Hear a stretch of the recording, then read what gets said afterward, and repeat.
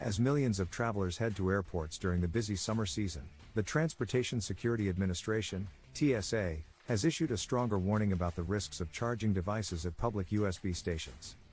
News.com has learned that the advisory comes amid renewed concerns about juice jacking and a newer, more advanced threat known as choice jacking. The TSA urged airline passengers to avoid plugging phones or other devices directly into public USB ports, which are common in airports. Instead, the agency advised travelers to carry their own charging solutions. Bring your TSA-compliant power brick or battery pack and plug in there. When you're at an airport, do not plug your phone directly into a USB port, the TSA said in a statement. The warning highlights that public charging points could expose travelers to hidden cybersecurity risks. Juice jacking is a form of cyber attack in which hackers exploit public USB ports to install spyware or malware on devices. Once connected, a compromised charging station can transfer harmful software, potentially giving attackers access to personal files, stored data and even login credentials.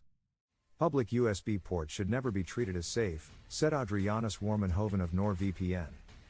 The FBI and cybersecurity experts have previously warned that juice jacking incidents, although difficult to track, are an ongoing concern in high-traffic locations such as airports and train stations.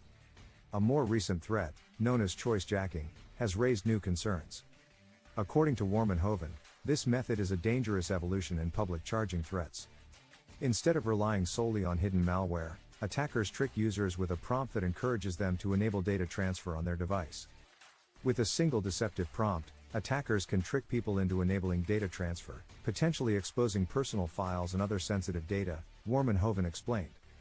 According to reports, attacks on Android phones exploit permissions for peripherals using Android's open accessory protocol for accessories such as mice or keyboards.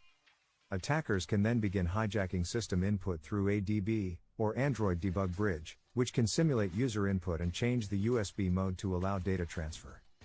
The attack then proceeds with a series of commands aimed at gaining complete control of the device and gaining key access for further control. On the other hand, iOS differs slightly and offers users a bit more protection. As the outlet Android Authority explains, a rigged USB cable or charger can be used to trigger a connection event for a Bluetooth device. Although it may appear as a regular Bluetooth-based audio accessory to your iPhone, it could act as the machinery to secretly allow data transfer and gain access to specific files and photos. However, it cannot access the entire iOS system as it can on Android.